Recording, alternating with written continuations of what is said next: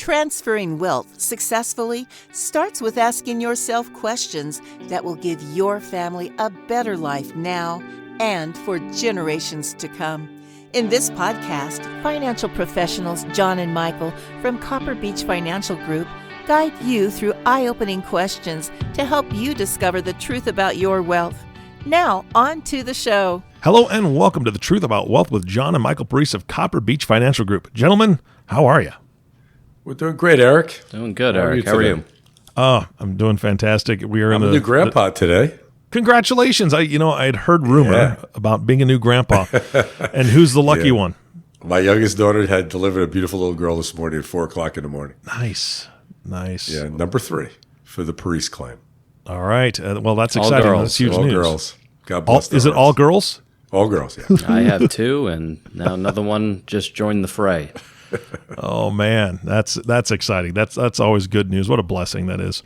Yeah, it's terrific. Yeah, Which we're it's interesting that you brought that up because it plays right into what we're talking about today, and that's Absolutely, individual families have individual needs. And today you guys said you're going to be talking about something very specific. Why don't you give the audience a clue as what we're talking about? Yeah, today? I'll start the conversation today. This podcast today is going to be one that's going to be difficult to deliver in a certain way because it's a very stressful concept. It's special needs planning. And how this all started years ago when I started in my practice, I started to bounce into families because, here at Copper Beech, we do all family planning. We started to bounce into children with special needs. I need to understand more in depth on what that meant to the families and how they dealt with it. And it rose a lot of stress in these families, just trying to figure out all the pieces of Social Security and how to get benefits and all the different things and trust designs. So I started to learn about it, and I was so serious about knowing about it. A good friend of mine who will be on the next podcast, Mike Byrne, and I went and got certified to understand more about this world. He happens to have a daughter of special needs, so he was very close to it, and I got to understand it. But I want to get into more of the global issues today, and I'm going to let this gentleman, Mike Byrne, who's going to be our next podcast with us, to get more into the details, and we can talk a little bit about that later. But let me start with a family that I met years ago, and they had 2 special needs children out of 4. Both had autism. And he was referred to me by a broker that I knew, and he said, you have these 2 wonderful children. You need to talk to this gentleman I work with, that he's pretty knowledgeable in that arena. So I brought this client in, and we had the conversation, and it was a very, very hard one. He had 2 special needs children that had different issues between them. Mm-hmm. And he had no trust done. He had no life insurance. He had no recommendation from any of his advisors on how to deal with this issue. Wow. And struggling with how I'm going to take care of these children through my lifetime. And we got in this very, very deep conversation. And his wife, Jeannie, she's a real sweetheart. And they struggle with, how do we deal with all this? And there's 3 areas that in my practice, in this particular arena, that I realized were the key pieces. One was money. Do I have enough money to take care of this child? Mm-hmm. The second was the benefits side of the world. How do I get Social Security to help me or whatever benefits the government give me? And when do they go away? And what happens after the child becomes of age? And the third one is, how do I protect this child from if I suddenly passed away? And what's the transition of this child to the next level? And I started to understand how deep that was. And what I mean by deep is that clients really don't understand how to deal with it. So I started to realize that their world was very stressed by these 2 children who they love dearly. How do I take care of it? So one of the things we came across was guardianship, which is a big, big problem.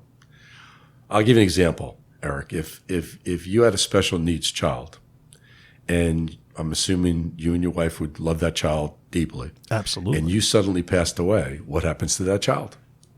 Where does that child go? Mm-hmm. Who's now taking care of that child? Now, what's interesting you see in families, which is a beautiful thing, the sisters, the siblings step up. Listen, I'll take care of little Johnny if that's what you need, because I love him to death. He's an important part of our family. We'll take care of him. Well, what I found along the way, that all the siblings said, I'm willing to step in. The husband said, wait a minute. That means we have to take care of our kids plus this wonderful special needs child. How are we going to do that? Mm-hmm. So I want you to just think about that for a second. So the stress point is, how do I get this child in a position where they're being taken care of by someone who loves as much as I do?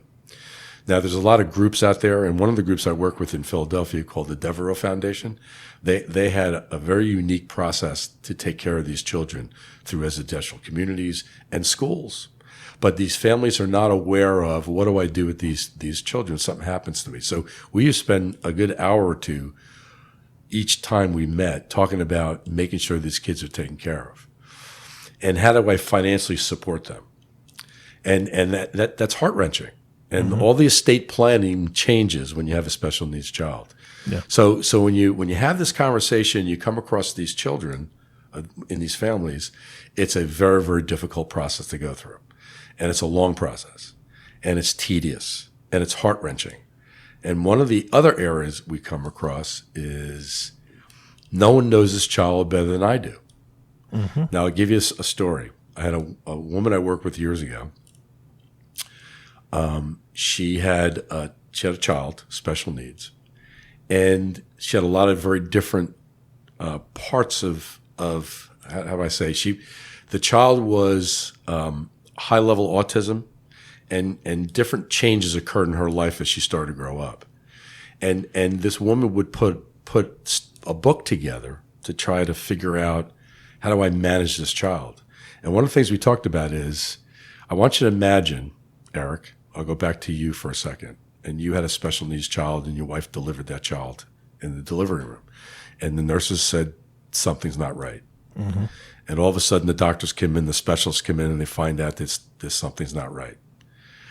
From that point on, everyone needs to know what's not right and what needs to be done and what doctors were involved and what decisions were being made. As that child gets older, that needs to be documented. So what happens is, I'll give you a story, another story. If you don't have that documented and that mom passes away, who knows that child? Yeah, you know the dad. But they don't get involved. Mom usually runs the house. Dad's out working, most cases.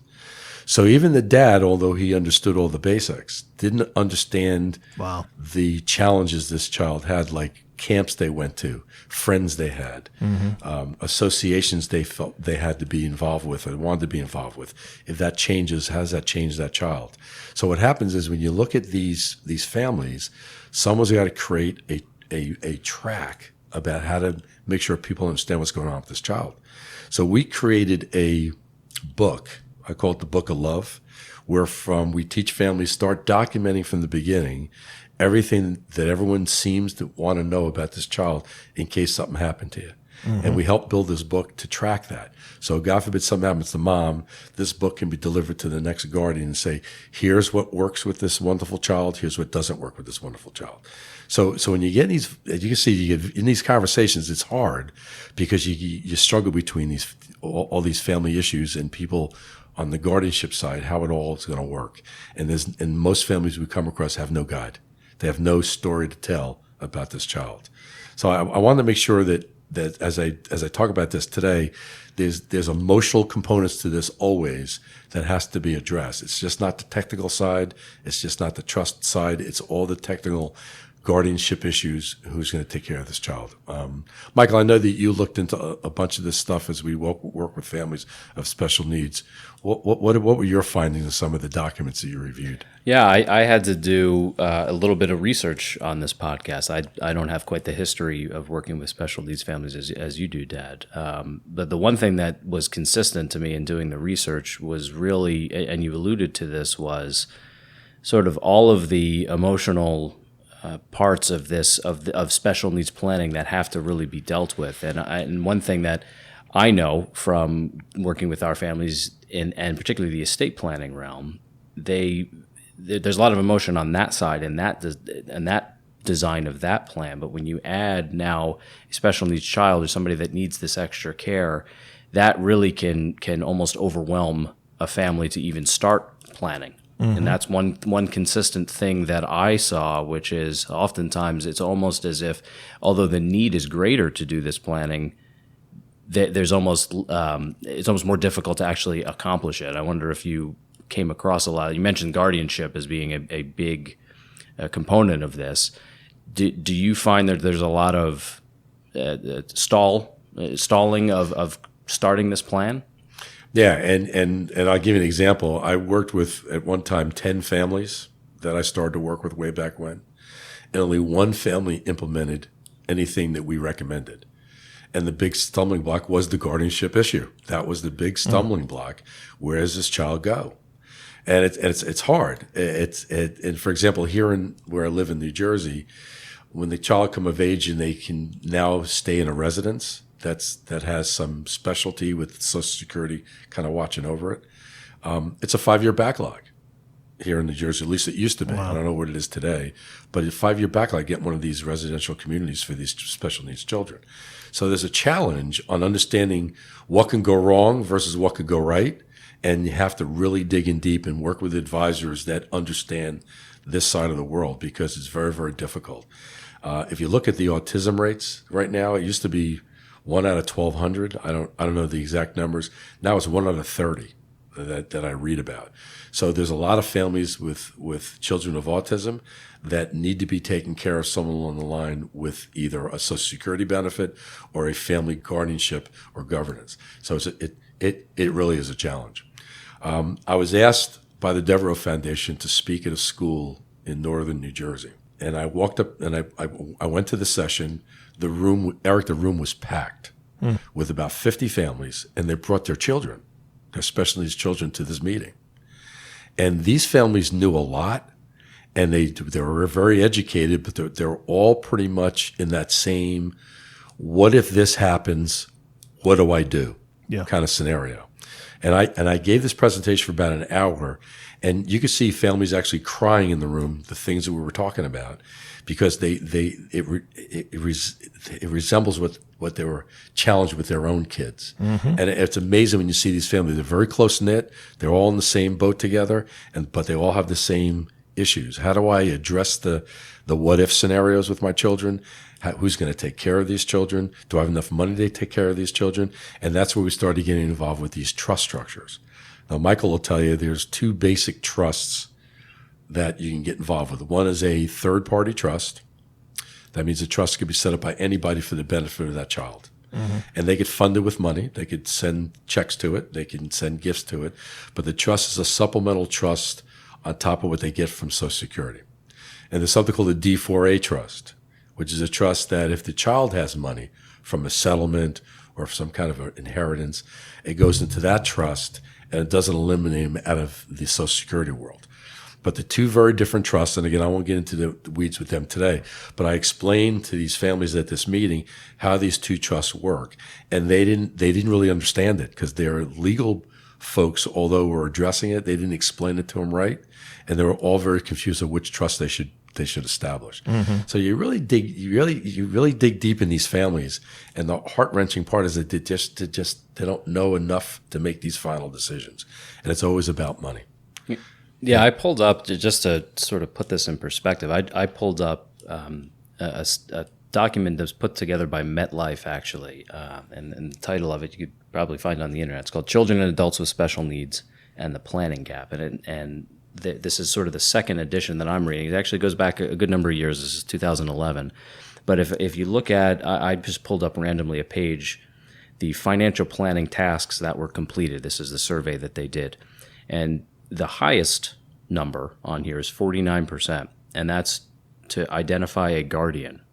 But that's the highest, which means that only less than half of the respondents here of a parent of a special needs child has identified a guardian.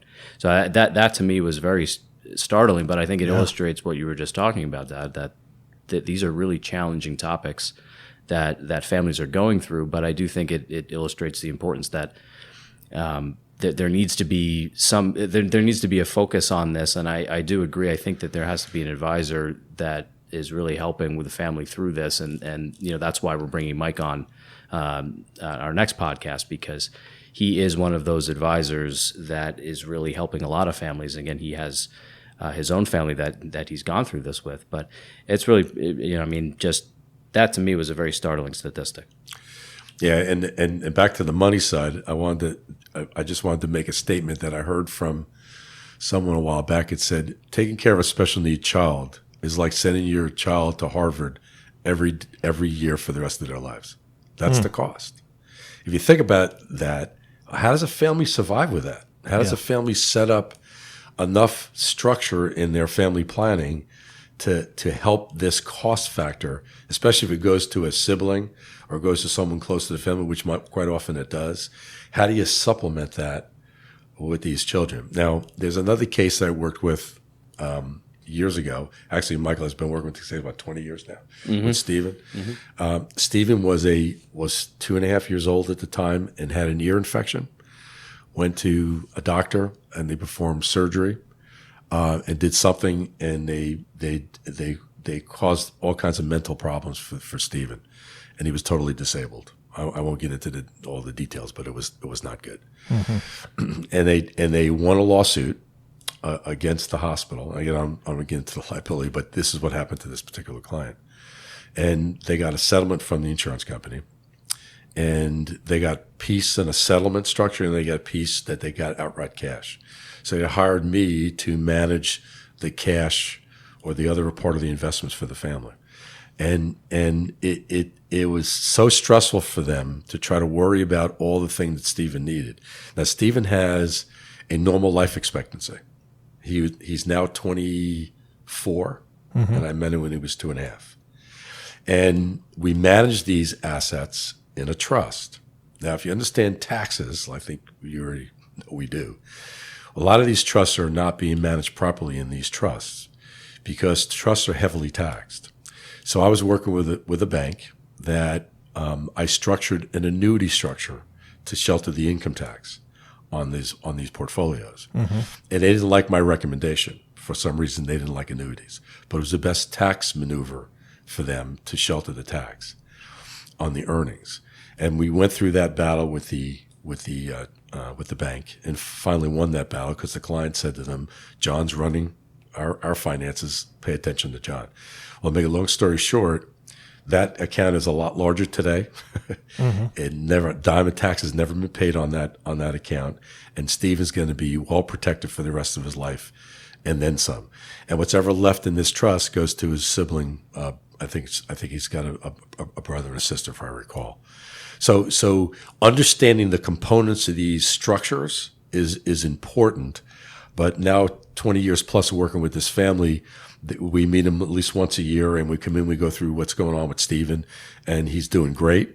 And the income these investment portfolios are producing, he doesn't need. So we just keep reinvesting back into portfolios, and it's going to grow for the family and for his siblings. But he has access to it on top of what he gets from Social Security. So it's a real neat design when you look at these trust structures, and they could do on a tax efficient basis. They're really, really dynamic. Yeah, I can't imagine, because when my wife and I, first had children, we don't have special needs children, but one of the first things we needed to cover was what happens if both of us pass away. I think every parent has to go through that question, and we needed to make sure we chose at that time, it was term life insurance for us personally. That was our personal decision. That's not a recommendation. But for us at our age, it was term life insurance to make sure that if I passed away, my wife would have everything that she needed so she wouldn't have to work right away, help the kids through their grieving process, so on and so forth. No bills, all that jazz. But also we had to consider what happens if both of us were to pass away for some reason. Who would take them? We established guardianship, but we also had to make sure that monetarily they would be able to adjust their lifestyle to take care of our two children. And I can't imagine the mountain that you're looking at when you're looking at a special needs child, with how much has to be covered, how much help is going to be needed.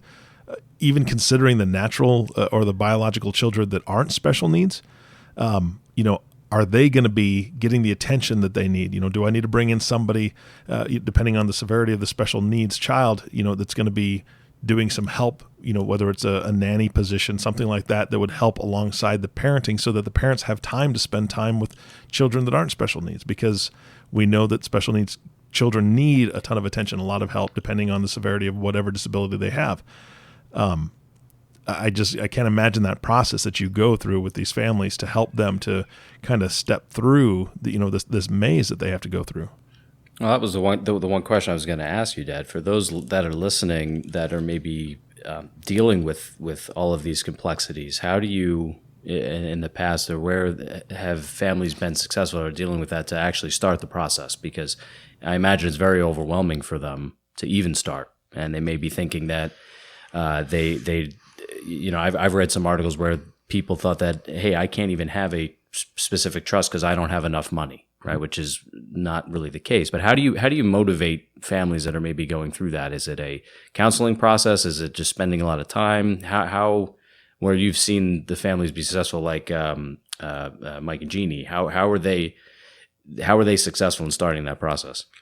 Yeah, it's really a decision they make right up front that they need help. Because they're concerned as the kids get older, their needs start to change. And in Mike's case, he was concerned about making sure that everything they needed from Social Security. But when they come of age, what's going to happen to the to the children?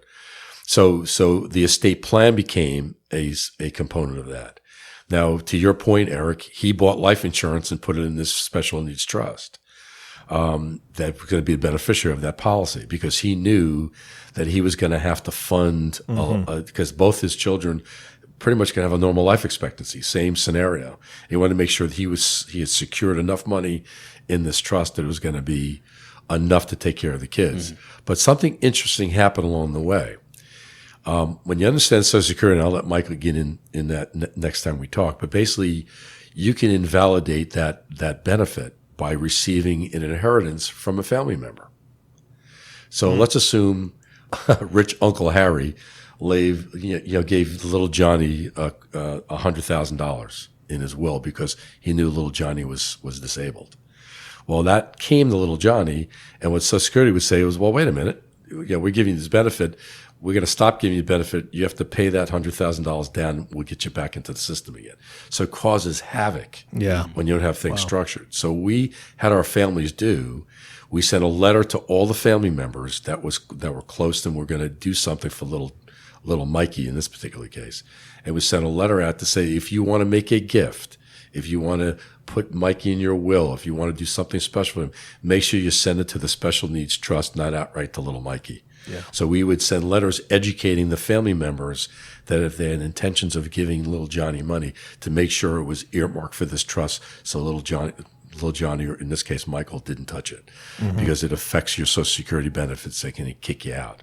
There was a young girl out of Bethlehem, Pennsylvania, who lived in the residential community where that actually occurred.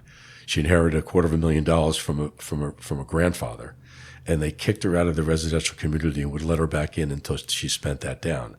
But it changed her life forever. She lost her friends. Ugh. She lost her. It was a terrible sight. That's unbelievable. But that's the rules. So you have to be very, very careful how, when you work with these families, instruction's important, and how to structure things to make sure that you don't lose that benefit you're getting from Social Security because you're entitled to that. So as you can see, it gets very, very involved. That's why I started the session with saying it's so involved in these discussions, it's almost hard to wrap your arms around where it goes. It's a whole different conversation than with a normal family with estate planning.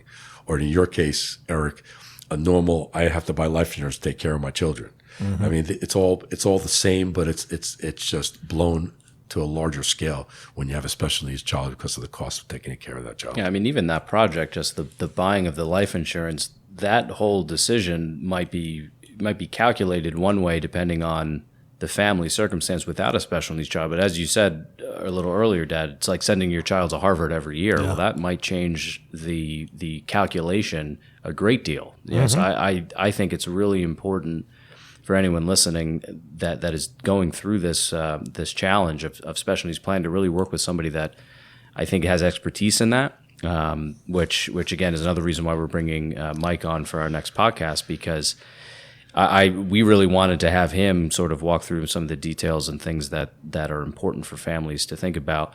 As you mentioned, qualifying for governmental benefits, making sure that the trusts or the estate plan that's put in place doesn't violate that long term, because if that is going to be an ongoing benefit that the child's entitled to, you certainly don't want to have, and that's just a terrible story of that young lady that lost her housing and her friends because of a something, a snafu that somebody did, and obviously it was well intentioned, but those are some of the complexities that you get into here that it really requires an expert hand to guide the family through it. Yeah. I had another presentation I made with the Devereaux Foundation with a smaller group. It was about 20 families. And I started to talk about this history of the child. And I said to everyone, I want everyone to just close your eyes. I want you to think about the first day your child was born, that first moment. And you knew something wasn't right. And the doctors came in and everybody was concerned. And then you went through that process. And then the child started to grow, you get a little older. Now she's a toddler or he's a toddler. What happened at that age group? What did you have to accommodate that child with? What benefits do you have to give that child? And now they're 8 or 9 years old. What changes occurred in their lives at that point? What friends did they have? What camps did they like? Mm-hmm. What people did they feel comfortable with? What doctors, what dentists work or didn't work? What physical therapy individuals worked and not work with? I mean, the discovery is incredible. And I said, I want you to open your eyes. I want you to think about creating this book of tracking all this for the benefit of the next guardian. And it was so impacttive that they all started to write notes there at that meeting, trying to remember 15 years ago what happened, because no one introduced that concept to them. Now you think that's common sense, but they're so stressed by this event that some families just don't do that. And there's just so much other stuff going on, right? I mean, it's overwhelming. Yeah, it's a challenge, and I'll tell you, every family that we come across, and Michael, you could agree, we put language in the trust that we designed to accommodate special needs children, just in case one appears in the family somewhere down the road, for that benefit, for that control of what assets get inherited by this child. It gets automatically diverted to the special needs trust, and the child doesn't touch it. Because then you run into all kinds of, as I said earlier, benefit hindrances as you go on. So there's a lot of moving parts to this, and there's a lot of concerns about doing it right, and there's a lot of material that families have to read, and it gets updated all the time. The government changes their programs all the time. I mean, it's a challenge, but the real challenge is the emotional component of having this special needs child in the family, and if something happened to the parents, what happens, and how does that child get taken care of? And so that guardianship, to Michael's 49% percentage point, that's an indicator that hasn't changed a whole lot. Yeah, a lot of families don't have someone in mind because they don't know who to give this child to. Yeah, and I'm really looking forward to Mike coming on the podcast. We're running really low on time today. Do you guys have any closing thoughts for today's podcast? I didn't mean to be a downer today, this podcast, but it's a serious topic. Yeah. And I would suggest to anyone that has a special needs child to get with a professional that can help you discover other options, other maybe solutions to your concerns that you might have. But you need to pay attention to it. And most families do. They just get lost in it. Yeah. Yeah. And just to add to that, I would say if this podcast interested you, I would definitely subscribe if you haven't already subscribed to our podcast, so that you'll automatically get notified when our next podcast comes out with Mike. You'll get a lot more detail. We're pretty excited to have him on as well. So I would add that to the equation. Absolutely. That's a great point. Michael, John, thank you so much. It is a tough subject, but I'm so glad that you brought it to the forefront. Yeah, we're happy Our to. pleasure. All right. And I want to thank you all for listening to the Truth About Wealth podcast with John and Michael Parise. If you have not subscribed, just like Michael said, please subscribe now. It'll help alert you when the next one comes out, and that one's going to be absolutely amazing. It also makes it much easier to share these podcasts with your friends and family. And if you know somebody that needs to hear this information, think right now, who do you know that may have this situation in their life and may just need someone to walk alongside them to help them with this? it'd be great for them to get this podcast and the next one into their hands so they have a little bit more answers. Again, thank you so much for listening today. For everyone at Copper Beech Financial Group, this is Eric Johnson reminding you to live your best day every day. And we'll see you next time. Thank you for listening to the Truth About Wealth podcast. Click the subscribe button below to be notified when new episodes become available. The information covered and posted represents the views and opinions of the guest and does not necessarily represent the views or opinions of Copper Beech Financial Group. The content has been made available for informational and educational purposes only. The content is not intended to be a substitute for professional investing advice. Always seek the advice of your financial advisor or other qualified financial service provider with any questions you may have regarding your investment planning. Copper Beech is not affiliated with APFS and APA. These situations may not be representative of other clients. There is no assurance your experience will be similar and no assurance of financial success. Any comments or postings are provided for informational purposes only and do not constitute an offer or a recommendation to buy or sell securities or other financial instruments. Readers should conduct their own review and exercise judgment prior to investing. Investments are not guaranteed, involve risk, and may result in a loss of principal. Past performance does not guarantee future results.